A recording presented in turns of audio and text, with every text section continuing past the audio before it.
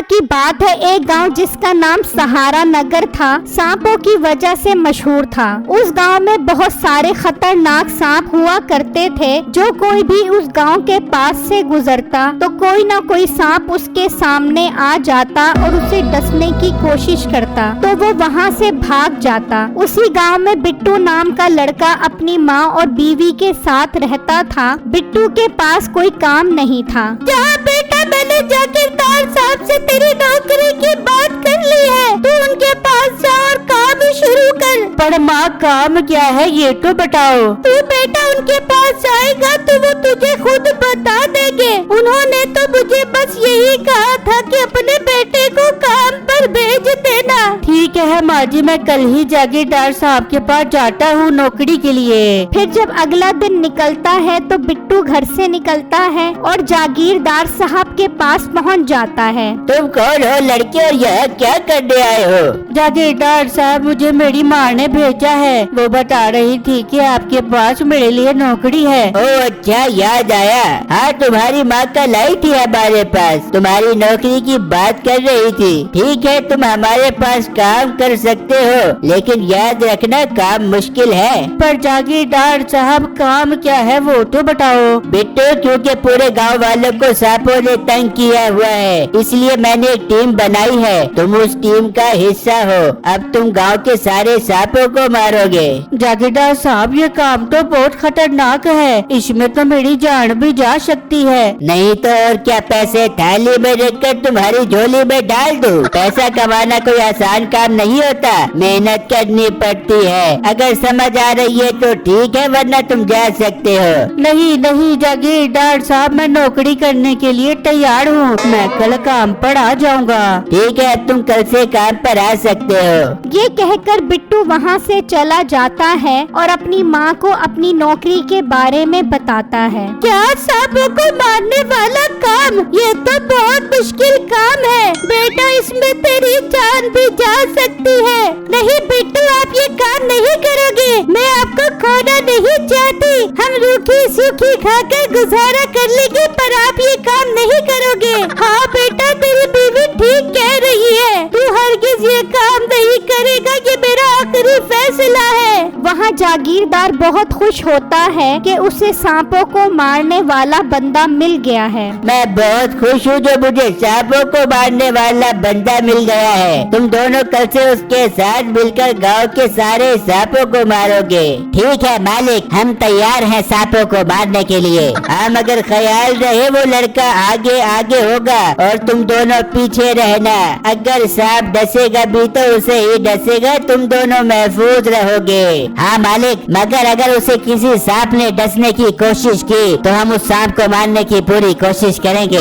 बिल्कुल नहीं, उसे बचाने में तुम्हारी जान भी जा सकती है। उसे मरने देना, मेरे लिए तुम जरूरी हो वो नहीं। ठीक है मालिक, आई लव यू। आप हमारा कितना ख्याल रखते हैं, हम ऐसा ही करेंगे। फिर अगला दिन निकलता है और वो दोनों मुलाजिम सांपों वाली जगह पर पहुंचकर बिट्टू का इंतजार करने लगते हैं। ये बिट्टू अभी तक आया नहीं, इतना टाइम हो गया है। चलो फिर हम ही सांपों को मार देते हैं। नहीं नहीं, हमें मालिक ने मना किया था, हमने ऐसा नहीं करना। हमें सांप नुकसान पहुंचा सकते हैं। चलो फिर अब मालिक के पास चलते हैं और इन्हें बताते हैं। वो दोनों जागीरदार के पास आकर उसे बताते हैं कि बिट्टू काम पर आया ही नहीं। क्या वो काम पर नहीं आया? तुम दोनों चलो मेरे साथ, उसके पास चलकर उससे पूछते हैं। वो तीनों बिट्टू के घर आ जाते हैं और जागीरदार उन्हें बिट्टू के काम पर न आने की वजह से बहुत सुनाता है। जागीरदार साहब, सांपों को मारने वाला काम बहुत खतरनाक है। मेरे बेटे की जान जा सकती है, इसलिए मैं उसे ये नौकरी नहीं करने दूंगी। देख बुढ़िया,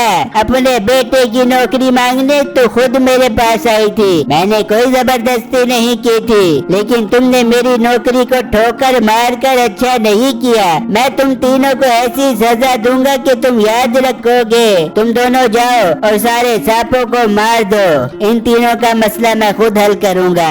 फिर वो तीनों वहाँ से चले जाते हैं और वो दोनों मुलाजिम गांव के सारे सांपों को मार देते हैं, लेकिन एक सांप बचकर वहाँ से भाग जाता है और बिट्टू के घर छुप जाता है। चलो सारे सांपों को लेकर चलते हैं और मालिक को दिखाते हैं। वो मरे हुए सारे सांप ले जाते हैं, जिन्हें देखकर जागीरदार बहुत खुश होता है। वह बहुत अच्छा काम किया है तुमने।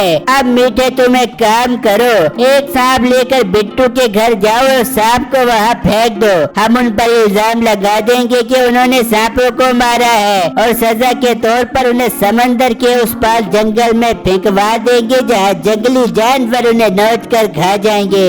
अरे वाह मालिक, सजा देने का तरीका तो बहुत अच्छा है। हम दोनों जाते हैं और ये सांप उसके घर फेंक देते हैं। वहाँ बिट्टू की नजर उस सांप पर पड़ती है। हाय, सांप घुसाया हमारे घर के अंदर, इसे मारो। इंसान, मुझे कुछ मत कहना, मैं तुम्हें नुकसान नहीं पहुंचा रहा। उन्होंने हमारे सारे खानदान को मार दिया है, मुझे बचा लो वरना वो मुझे भी मार देंगे। सांप भाई, आप बोल सकते हो? हाँ, मैं बोल सकता हूँ। ये नाग मणि है, तुम इसे खा लो तो तुम्हारे अंदर भी सांपों वाला जहर आ जाएगा। तुम जिसको भी काटोगे वो मर जाएगा, लेकिन तुम मुझे बचा लो। बिट्टू वो नागमणि खा जाता है तो तभी वो दोनों मुलाजिम भी वहाँ आ जाते हैं। वो खिड़की से सांप अंदर फेंकने लगते हैं तो देखते हैं कि अंदर शीशनाग है। ये क्या? ये इसने शीशनाग पाला हुआ है। मैं भी जागीरदार साहब को जाकर बताता हूँ। हाँ, तुम उन्हें जाकर बताओ, तब तक मैं शीशनाग को मारता हूँ। मीठा जागीरदार के पास जाता है और दूसरा मुलाजिम नाग को मारने अंदर जाता है। वो सांप को जोर जोर से मारता है। सांप तो मर जाता है, लेकिन मरते मरते उसे डस लेता है। हाय, मुझे सांप ने काट लिया, मैं मर गया। ये तुमने क्या किया? इस सांप को क्यों मार दिया? वहाँ मीठा जागीरदार को सारी बातें बताता है। अरे वाह, ये तो हमारा काम और भी आसान हो गया। अब मजा आएगा उनसे बदला लेने का। तुम चलो मेरे साथ। वो सब बिट्टू के घर पहुँच जाते हैं और उसकी बीवी, माँ और बिट्टू को पकड़ लेते हैं। चलो इसकी माँ और बीवी को काल कोठरी में बंद कर दो और बिट्टू और इस मुलाजिम को समंदर के उस पार जंगल में फेंक दो। इस मुलाजिम को सांप ने काट लिया है, ये अब हमारे किसी काम का नहीं है। जागीरदार साहब, मैं आपके आगे हाथ जोड़ता हूँ, मेरी माँ और मेरी बीवी को छोड़ दो। तुमने मेरी इज्जत को ललकारा था ना, तुम्हें मैं ऐसी सजा दूंगा कि तुम याद रखोगे।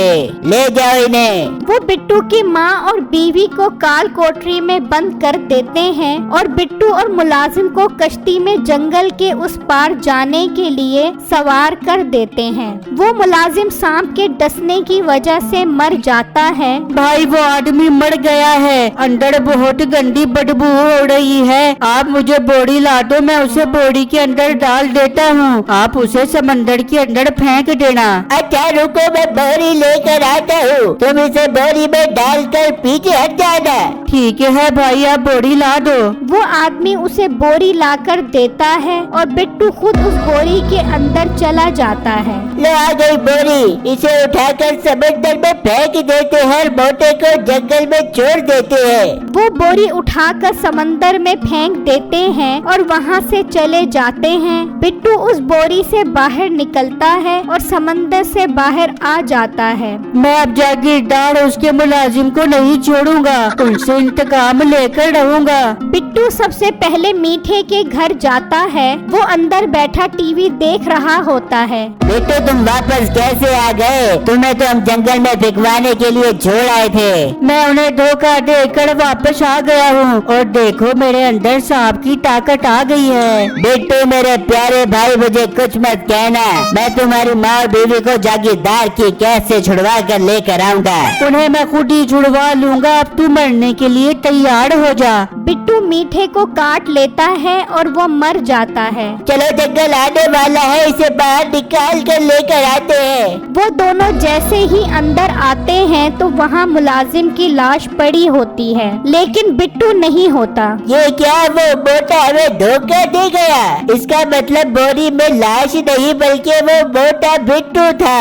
बिट्टू जागीरदार के पास जाता है। ये क्या बिट्टू, तुम वापस कैसे आ गए? मैं तुमसे अपनी माँ और बीवी का इंतकाम लेने वापस आया हूँ। तुमने मुझे बहुत दुख दिया है। मैं तुम्हें ऐसा काटूंगा कि तुम्हें पानी भी नहीं मिलेगा। बिट्टू, मुझे कुछ मत कहना, मैं तुम्हारी माँ और बीवी को भी आजाद करता हूँ। बिट्टू उसकी एक नहीं सुनता और उसे भी काट लेता है और अपनी माँ और बीवी को छुड़वा कर ले जाता है और उस मरे हुए शीशनाग का शुक्रिया अदा करके उसे जमीन में दफना देता है।